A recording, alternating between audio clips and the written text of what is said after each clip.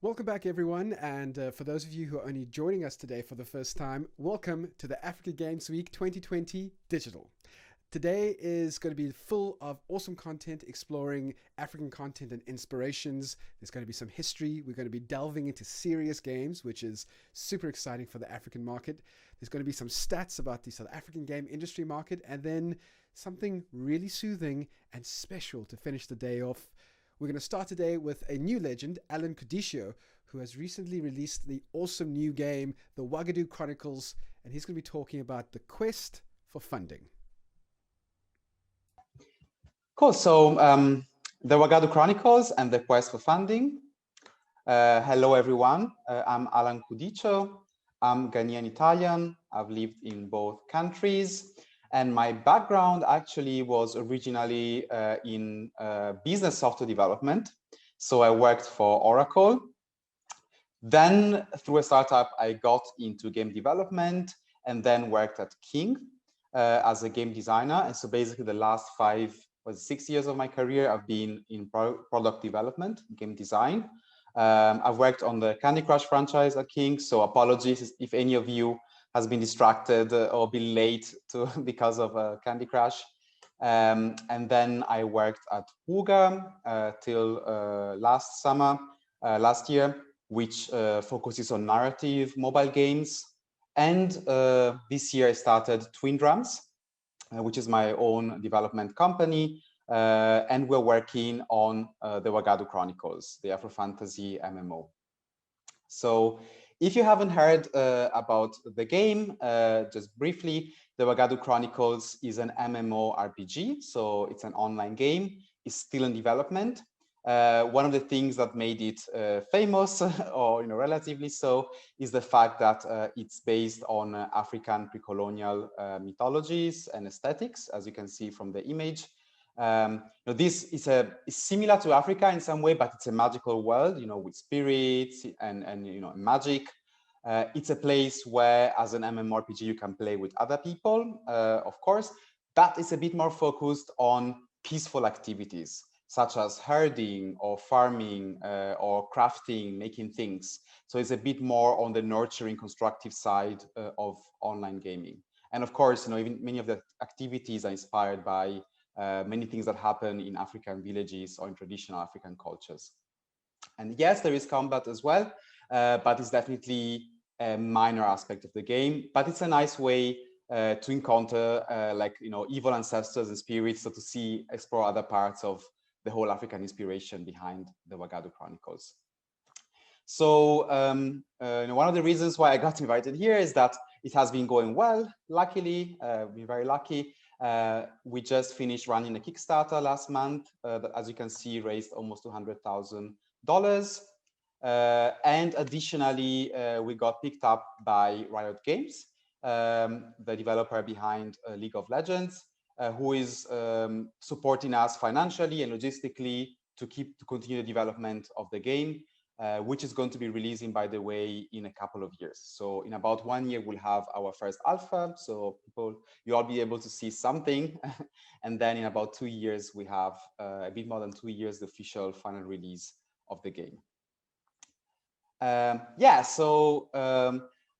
Today it's a bit about the idea. So how I started from an idea, I want to make this game, and then how that turned, literally about 1.5 years ago, I just had only an idea, and now I have a company, Twin Drums, with 10 employees. There's a successful Kickstarter, and there's a big developer, Riot Games, that's supporting us. So I got contacted with the question, how did this happen? Can you talk about this? And I'm super happy, to share this. Of course, it's just an introduction, so I'm going to go quickly through many things, but I hope to give you a bit of a first idea and an inspiration, some tips on how to move on if you are interested in game development and you want to celebrate your identity as well. So the topics I will cover are going to be pre-production, so everything that happened before actually building anything, any software of the game, marketing, decision making, so making some tough decisions behind the scenes, the development itself, and then the mission, the overall mission behind the Wagadu Chronicles. Again, lots of what I'm going to be talking about is based on my personal experience, But I do think it can apply for many other developers out there. So pre-production. So I can't stress this enough. Pre-production is extremely important. Like not just as an indie developer, even if you work in a company, as I've done previously, like it's really, really useful to take some time before you start building something to think about that something. So to make research plan, like for the Wagadu Chronicles, a lot of pre-production was literally reading blogs of other developers of similar genres, reading about Kickstarters, reading about marketing, reading about IP building. And this is the first big PC game I'm making, for instance. So a lot of things I learned through looking at other developers. And there's always something new, there's always something you've never done before. And even if you never did a video game at all, like in that case, even more, right? But even if you did games before, you always want to do some research in pre-production, and even books. I found some, books are a bit underrated nowadays. It's true, the internet is awesome, but books are useful. Like I read some really good game development books that really helped me make some good decisions at an early stage. And asking people. So the two ways I approached the research were mostly, on one hand, mechanics. So I was thinking, like, what are the actual mechanics? How is the game going to play out? And the other aspect was, how is the IP going to look like? What's the theme, the setting, the visuals, the audio? Like, what's the intellectual property? What's the identity of the game going to be beyond just the mechanics, the gameplay? And when I was looking at mechanics, the Wagadu Chronicles is very much inspired by Dungeons and Dragons and everything that is traditional tabletop role-playing games. So, if you haven't played this before, it's basically people sitting around the table, as in this picture, kind of acting out characters. So there's one person who's a storyteller, who's a bit guiding, and then there's people picking characters and acting them out, and then sometimes fighting with miniatures, a bit like a board game, against creatures or monsters, but mostly moving on with the story and acting out the story. And this is something which has a very big audience, is growing a lot, and is basically the original game that is behind a lot of video game role-playing games. So for the Wagadu Chronicles, I kind of look back and at the origins, went back to the origins and look at the original tabletop, old school, in-person role-playing games, and said, what can we bring from this experience back into online role-playing games, which has been a bit lost in the last decades. And then from an IP point of view, I am, Ghanaian Italian, and for me, it was really important as someone who's really connected to the continent, as a Black person, someone who has lived in Africa, and I strongly identify, how can I bring this into game development? And the Black Panther was, as many of you know, a big revelation, because first of all, fun fact, when I went to watch the premiere of the film, I was at the time here in Berlin already, in Germany. It was literally almost only Black people. I'd never seen so many Black people in one place in Berlin. I was like, where are all the Black people? Like, for once, I saw all of them in one place. And the energy was amazing. People were clapping during the show, and I knew there's a change happening. There's a before and there's an after, And one thing that really struck me as well was that most of my white friends saw it as well and really liked it. And so that, it meant something for me as well. It was like, okay, it's not just something that we can enjoy among ourselves. There's a change happening in mainstream culture as well. And the Black Panther made a lot of money, more than 170 million tickets sold. So really successful Hollywood film with cast that is mostly Black, and the setting is very strongly African inspired and so on. It's not the perfect film, we can agree on this, but really game changer. So that gave me inspiration to go and do further research, like how can something like this be translated into a video game, which is my medium. And one tool that I used a lot, I don't want to make the research sound too daunting. One tool is just Google Trends.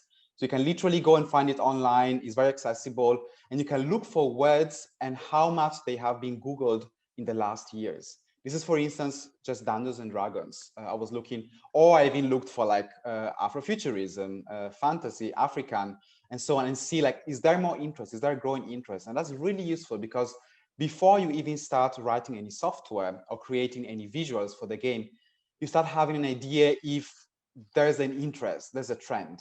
And if the trend is going down, you're like, maybe it's better if, we should be careful. you must have a really strong reason to say, okay, you know what, this is going down, but we think we can, revive this. But if it's going up, that's much better, because you know that you're probably going to be riding a wave of something that's increasing. There's more people who are interested in this. And so after having done a lot of research and really having read things, spoken with people, and so on, marketing came in. And the thing is, one very important point of marketing, and if you want to start working on a game, you really have to think about this. Marketing should come at a really, really early stage. So don't wait till you have something. Don't wait for the final day, like, oh, now how do we do marketing? And I have this picture of what they call an elevator pitch. So they use this term a lot in business. So basically, if you were to meet an investor or an interesting client in the lift, in an elevator, how would you manage before, as the lift is going up, before you hit the floor where either you or they have to get down? How can you basically sell your game or sell your product in those few seconds? An elevator pitch. So, I'm working on an African-inspired MMORPG with strong role-playing elements. Like, is that something interesting? Does that resonate? What does the person who hears this, what do they imagine? Like, how could they by themselves expand on this concept? And I think having just a line or a short paragraph about your game that you start talking about and asking people opinions is really useful, because first of all, you start actually marketing your game in some way. That's the first marketing, just you talking about it, creating a potential market, even if it's just at the beginning, your friends and your colleagues or your family, even. It's a start. So I think you should start as soon as possible, and you get feedback. And by the way, I know at this point, some people would say, be careful, you don't want people to steal your own idea. I have a very strong take on this, and I think you should not worry at all about people stealing your idea, because in creative places like the gaming industry, everybody thinks they have an idea. Everybody has an idea, and they think it's the best idea ever. So people don't want to steal ideas because and an idea too is such a cheap thing. Like, having just an idea is just a tiny step of like so much more afterwards. So you can have an idea. You could even share your idea with someone else, and two different teams could have the same idea, but then the game will be completely different after years of development. So don't worry about the idea. The idea is just a start. If you have a good one, of course, you need to start with a good. If you start with a bad idea, that's a big problem. So you need to have a good idea, but good ideas are still cheap. It's just a beginning. You want to validate this and move on, but start seeing what the impressions are. And I think having this kind of quick elevator pitches and then expanding them, of course, later on when you have more time and you have more willing listeners, it's a great way to understand what resonates as well. What the people might go like, oh, I'm not so interested in this part, but I love this part. And when you have like 10 people saying like, oh, like this part is really interesting, you realize, oh, you know what? I might start actually focusing a bit more on element B, because people really love element B. So start this as soon as possible. Don't hide, don't store your idea, get it out there, start getting feedback from people. And one thing that we did with the Wagadu Chronicles in this sense was going on Twitter as early as possible. So I created an account last year before even quitting my previous job. I already had, I told just my previous company, hey, I have this idea, it's a side project, so I was very fair. I told them, it's like, I don't know where this is going. It's just working on the side. And they said, do your thing, it's fine. I created a Twitter account. One of the first things, I had it there sleeping for a while. And then when I actually quit my job and decided to go, I had some savings and decided to go full-time on this, I created this thread. So basically 19 tweets, one after the other, with a bit of art, which I got an artist to make, and an explanation of the concept. So it's literally just a kind of very long version of an elevator pitch, saying this is the game, this is the world, like with these people set in this magical African-inspired world, and you can do this and these things. Nothing else. Put it out there on the internet, and as you can see from the screenshot, it got 10,000 likes. It got retweeted, shared by almost 5,000 people, and it got around 500,000 impressions, which means that people who were scrolling through Twitter around like it appeared like on screens around 500,000 times. This was just no game ready, just a bit of art. Okay, that was a small bits of investment. Some I managed to get for free, some I had to pay for with my savings. But it was basically almost zero expenditure for this marketing. And it showed that, okay, two things. First of all, there's interest in this topic. So there's a potential audience, marketing is happening. And of course, it was validation as well, because this went from just being an idea that I had sitting in my room taking notes to something out there that people are starting to be interested in. So this would be my tip, like go early, don't be shy. Even if you don't have an actual product, start testing the idea already. And this is something, for instance, Silicon Valley software developers do a lot. Sometimes they create even fake pages or fake landing pages for the product. You click it, you go in, and then you want to buy the product, and there's someone sometimes manually, without any software, manually creating things, maybe sending you the product because they have no software yet. So, starting early is super important. And these are just some of the reactions. There were lots and dozens of people saying that they were so excited, wanted to shut up and take my money. Can you see the meme below? So, okay, I knew there's something going on here. And another thing that was really useful in this kind of creating branding and marketing was finding a marketing identity. So, when I was in Oracle before switching to game development, I did some marketing, and it taught me how important it is how you project your product. And now as a game developer, how I project my game. And I've met some game developers who are really technically awesome. Really, they create like this great bug-free code. Maybe they have a great artist as well, and they have this beautiful game, but they don't care about marketing. They don't talk about the game. They don't create social media accounts. They don't share anything. They don't have a marketing presence. And then at that point, releasing the game becomes a gamble. You just need to be super lucky that someone picks it up and maybe does the marketing for you, like some famous streamer or some art journalist. And unfortunately, in a market which is being flooded by games, hundreds of games coming out on a daily basis, it's a risk. It's too much of a risk, and it's a pity. If you have a good game, a good idea, that makes it even easier to market. But you have to market it. If you don't, you're making yourself a disservice. You're making the product a disservice.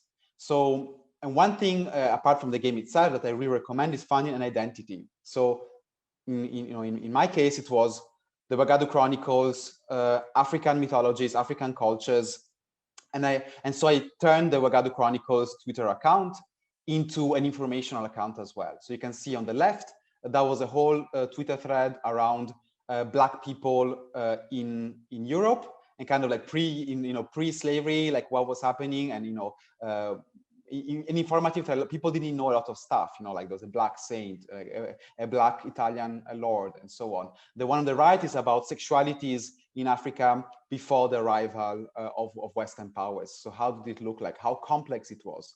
Again, things that people don't know, or most people don't know on the internet. And so I started consolidating and creating an identity of the Wagadu Chronicles, and the company Twin Drums. And when I said the company, it was literally just a couple of people, me and someone else just behind, like tweeting things and trying to create early concepts. So there wasn't much, but you can project a lot. You can project a lot, and then you create like a visible internet identity. And then when you actually have something there, you have already an audience. And this really paid off.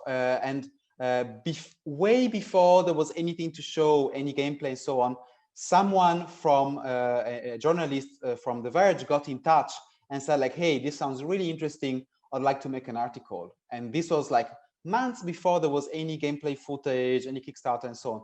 And I was in touch with this journalist. And then when we went on Kickstarter, many months later, last month, the article finally came out and brought in a lot of interest and a lot of actually backers into Kickstarter. So all that early work, literally, and I could see it like even in a financial way, it paid off later on.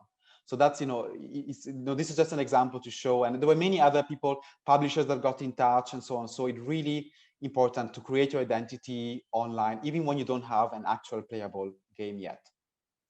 And another thing that we did from a marketing perspective was what some would call content marketing. So creating some things that you can share for free, kind of like some goodies to keep up the interest. And in this case, I love pen and paper, kind of tabletop role-playing games, the concept I spoke before, like Dungeons and Dragons. I've done that for like 2 decades. So I thought, like, why don't I create a setting, like a kind of a lore book, using the world of the Wagadu Chronicles and translating it into a world that you can play with the Dungeons and Dragons rules. There's lots of books and rules out there. There's millions of people playing Dungeons and Dragons. And so I created, me and another writer, we created on the side. So this is not paid. It's just us, with our side jobs and salary and savings, working on this for free. We created. It took a few months. We created this book that we released as a PDF for free, with the world, explaining the world of Wagadu and how you can play it as a board game, sort of at home with your friends. And this was it was a blast. Like I think by now, I mean, the tracking is over the roof, but I think around 5,000 downloads or more have already happened of this. And we're asking for people to join either the newsletter, which became the most important center of our marketing strategy, to check out the Twitter for updates and our social media in general.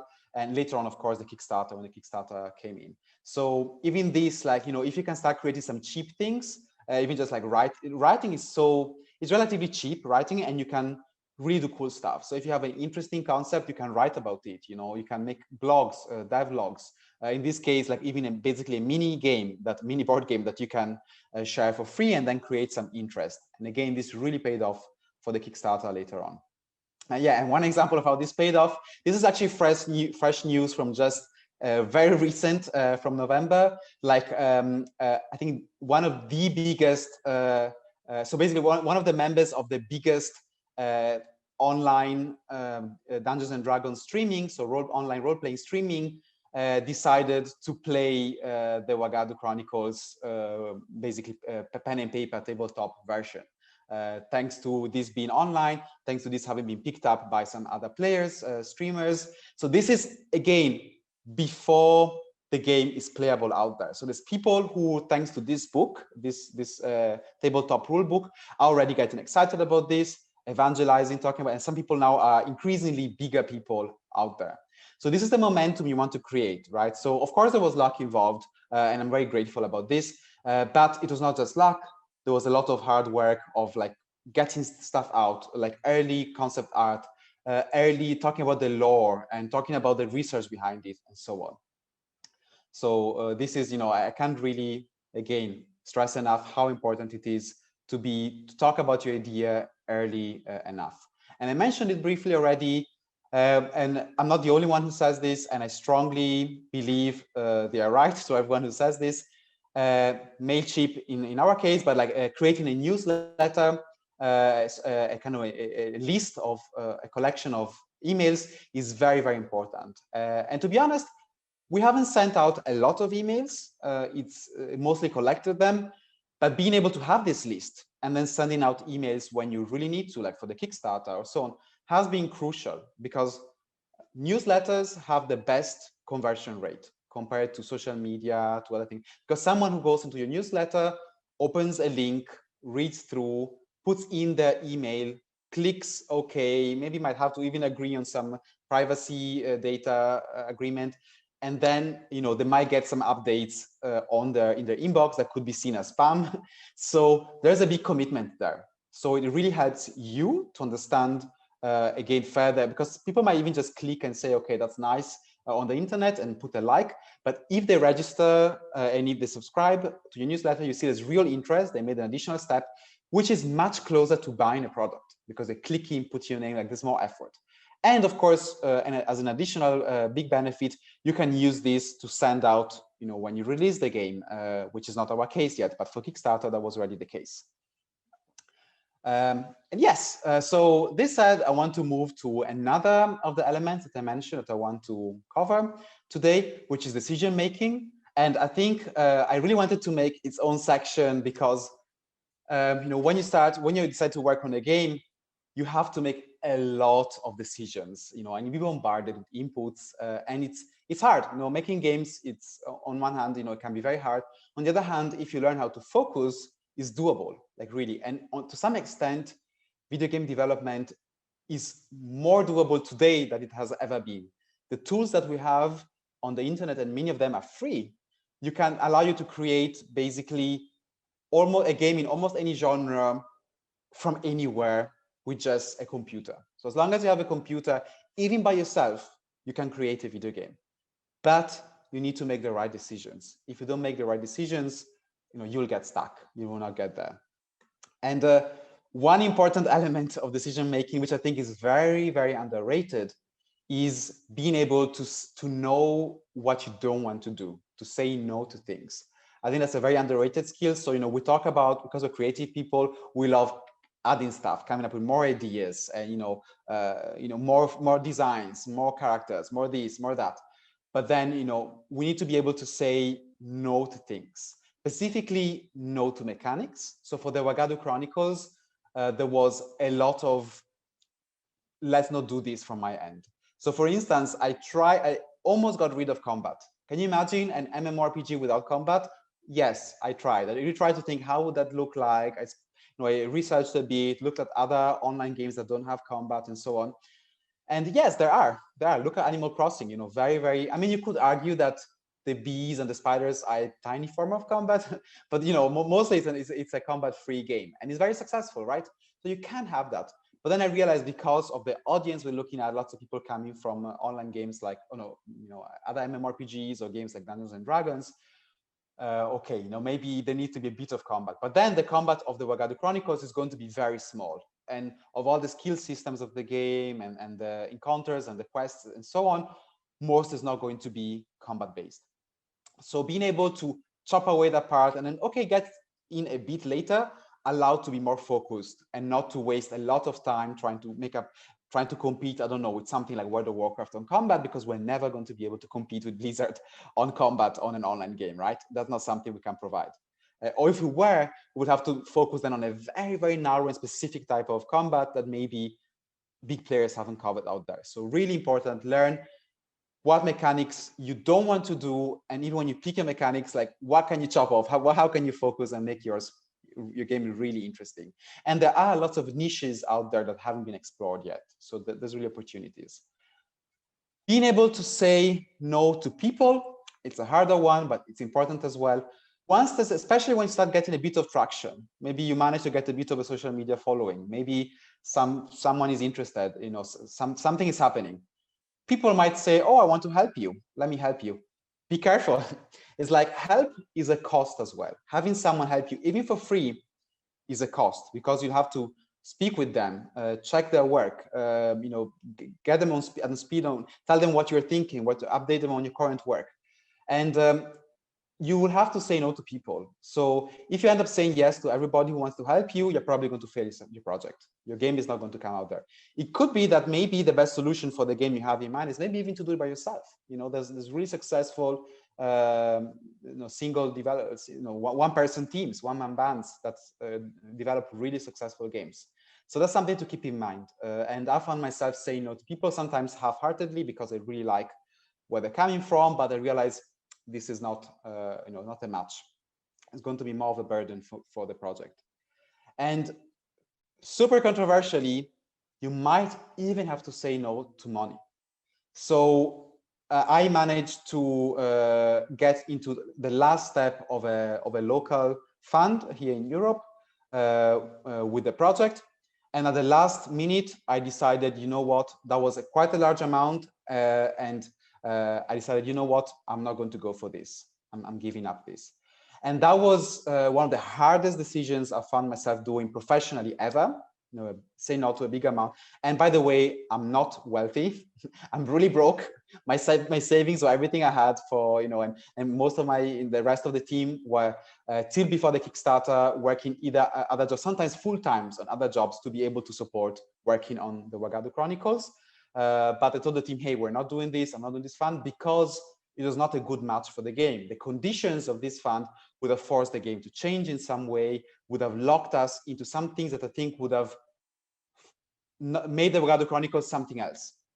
And another example, so 2 times it happened at least, of some another person online got in touch and said like, hey, I want to become a co-founder at an early stage after seeing some traction online, and I'm really good at turning stuff into gold, and I've made a lot of money, and this kind of very like very financially focused person. And I thought like, oh, that could be interesting. Then I looked in the profile of the person, the type of products that I've worked before, and I had a chat with the person and I realized that they wanted to turn the Wagadu Chronicles into something that was more like a casino game. And again, money, that would be great, but would the game have succeeded anyways? Like I knew that what I was projecting on marketing and what the team was starting to believe in, and I was as well passionate about, was not that type of product. If I wanted to go for a casino game, then that person would have been perfect and I would be super happy and the money would be in. But that was not the case. So I decided, again, it was a hard decision, to say no. And this is something, again, you don't hear it a lot when you hear stories of people that succeed and so on, but I think it's important to say it. And it was part for me of the success so far. And I expect in the next 2 years of development, so as we hit alpha and then beta and then release the game, there'll be more no's that have to come up. A lot of no's in development, a lot of no's with potential stakeholders as well. On top of the yeses. So of course I have to say, there were lots of things I had to say yes to, but those are easier. When something comes and it's a perfect match, it's easy to say yes. It's harder to say no. And so I think this kind of focus, of course, led to the success which you see, which is Kickstarter, like Riot Games coming on board and Kickstarter being successful, so being able to raise funds. By the way, Kickstarter is not just about raising funds; it's about expanding, broadening your audience, seeing if people want to actually spend money in the game. So it's a big validation, and that was the case. And Riot Games, one thing I want to mention as well, it was not just like, me and the team sitting there and then Riot Games got in touch. I proactively got in touch with a lot of potential stakeholders, investors, publishers. Like I have long Excel lists of just me, like, cold emailing, even cold calling sometimes, trying to reach people. And it's a bit of a thankless job, but that's something as well to keep in mind. Like you don't only have to create things on social media and expect like stakeholders to come in, which can happen if you're lucky, but you have to be proactive. Like Riot Games, for instance, they shared an article, a press release a while ago this summer saying like, we're going to start supporting more diverse types of games. We want to see different IP. And I thought like, oh, that could be the Wagadu Chronicles. But then literally I started hunting down for Riot Games employees in my network to get in touch. The following day I'd found someone, and then a few days later I had a call with this person. And then they told me like, you know what, we're barely starting to even plan. This was just an announcement, we hadn't planned. And I was literally the first person they were speaking with. And now I am, the company Twin Drums is the first and only partner. There will be more in future, but the reason for us being so successful early with this partnership is because we got in touch straight away. So keep this in mind, be proactive. And remember as well, when you get in touch, to bring some value to the conversation. So not just to go there, I get that sometimes on the other end, people come to me, it's like, oh, we should totally do business.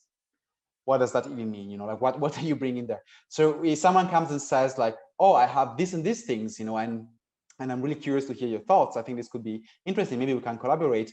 Let's talk, right? So be always, and that's, if you have done, and I'll go back to rewind to the elevator pitch. If you have been pitching whatever you have for months and months and months, or maybe even years, then that becomes easier because you know what resonates, you know what's a strong part of your pitch, you know what's a weak part of your pitch. So then when you proactively get in touch, your pitch has been iterated countless times.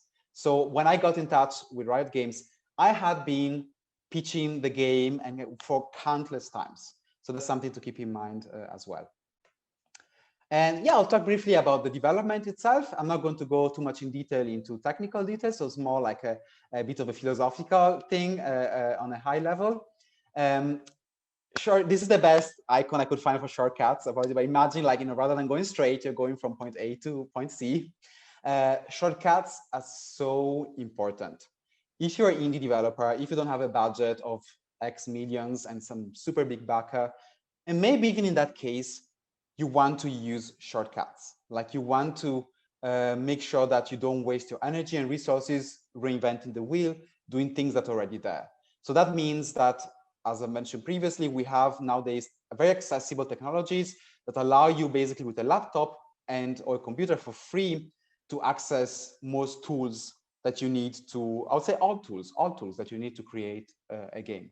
So engine, of course, there's lots of free, really good engines. Now we're using Unity that you can use to develop your game. There's great tutorials out there.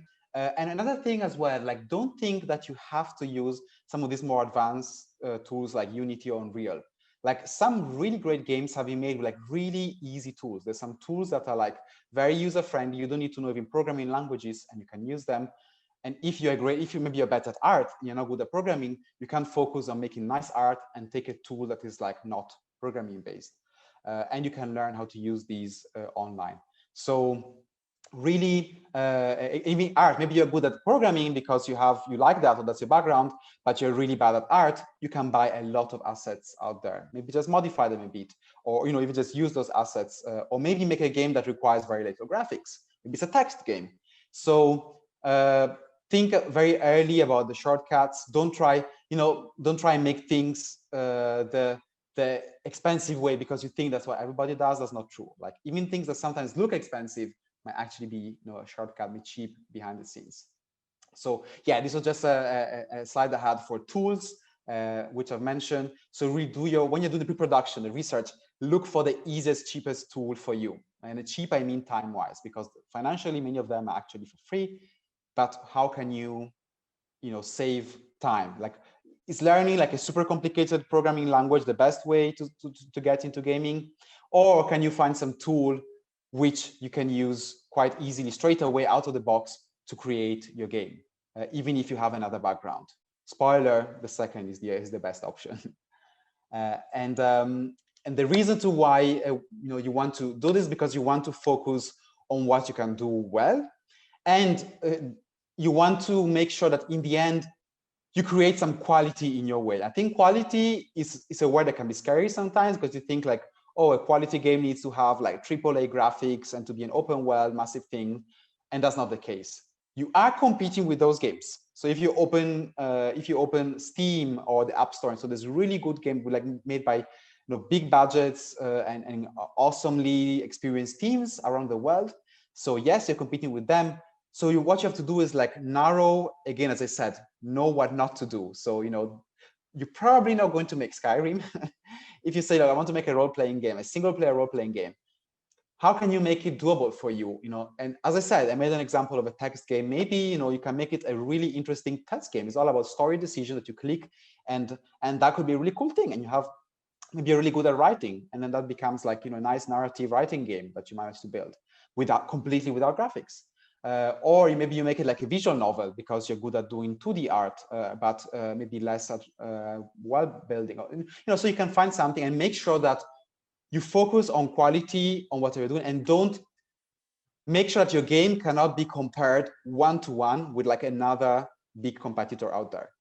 That's always the trick for me. Like, always make it a bit different. Find what makes you stand out in the stores. When you're developing the game, think like, how is this going to be different so that they cannot compare it one-to-one? If you decide with a team of 4 people to make a Viking-inspired open world role-playing game, you're literally making this a one-to-one comparison with Skyrim, right? Or other similar games. You don't want that. If you say this is going to be a 2D, I don't know, like dancing, like dancing, synchronizing game based in Nairobi, with like people doing that. That's already like hard to compare to another game. Oh, this is a bit different, And then of course you have to find, go back to marketing, right, to see if there's enough of an audience for this and so on. But if there is, then you're not competing against a big one. So that's something really important to keep in mind. And an example from the Wagadu Chronicles, here you can see one of the villages. It's the graphic style, and we use this a bit cartoony, cel-shaded style, not just because we think it's it's pleasant to the eye and it's nice, but because too is much cheaper to produce, right? So producing ultra-realistic characters, like super detailed, like 3D kind of like PS5 graphics, is just something we cannot do. We don't have the resources. The time that we create one character, half of our budget is gone. So we cannot do that. So how do we do things a bit like shortcuts? cheap and easier. And once you start looking into it, you will find ways. You will find ways. There's the technology, sorry, now is developed enough for you to find ways to save time and energies, and you realize making good look, even visually good looking game is easier than you think, right? Especially if you have your own identity and think stylish, right? Especially in graphics, how do you make this not ultra realistic but stylish, so that it, maybe it's like you can maybe even make a game that's all hand drawn and it's like just stick people, but you make it so cool and interesting. There are some games with stick person art that are successful out there. They exist. You can look for them. So be creative. And getting towards the end of this presentation, one thing which is last but not least is really have a mission. So a lot of the things I said before, like being able to say no to some even big potential opportunities that were actually not opportunities, they were distractions. Or being able to engage people online, finding your audience, being able to convince some big developer to say back us, and so on. I think one of the main reasons is because I had a mission, clearly mission. And for me, the mission was, as a Black person, someone, who loves the continent and wants to do more with this. I wanted to bring this love of Africa into games. And specifically, I love role-playing games. I wanted to create a role-playing game that's very, very like specifically about role-playing, where people can go in and even act out their characters, but in a space which is a celebration of Africanness. So if I know that if someone comes in and said, like, no, we should change the setting. Like, why don't you make it Vikings? Because look at Valhalla, Assassin's Creed is doing so well. I think we should switch. Just like and being able to say no, because that's not the mission I'm going for. It's paramount. And even for a team, like people join the team, and when I was broke, I didn't have much financially to promise. But I could promise a mission, a concept that was validated online to some extent, and say, hey, you see me, there's some interest in this, and we're going to change the industry in our little way by bringing a game that it's going to be its own little Black Panther. That's the goal. That's a mission. And I think if you have that, something you believe, but if you say like, hey, I want to make my change this and this in Nigeria, I want to do this in Kenya, I want to do this in Congo, I want to do this in Cameroon, and make a little contribution to the industry, and in general, I dare say to humanity, because video games are becoming so important, becoming such a big part of what entertainment and what people enjoy consuming, that if you manage to bring your little mission in there, you're doing something good. For it's not just fun. You might even touch someone's heart, and you might change some perceptions. So have a mission. I think that's really key. And as you can see from this screenshot, I'll just say, like, for me, my mission was like representing Africa, and keeping up the banner for the continent, and moving away from what the old perceptions in games and other media were, into something more exciting and more diverse. So this said, I hope you got a bit of ideas and tips and inspiration on how to move on. Literally everybody can do games now, but you need to focus and have a plan, and ultimately put your heart in it. So really bring your inspiration, bring your mission, and I'm really excited to see what other Africans are going to be doing in the next months and years. So thank you so much for listening to this. And those are the Twitter handles. You can get in touch there as well if you need any tips. And yeah, I'm super happy to see more and hear from you. So thanks again. And yeah, good luck on your journey.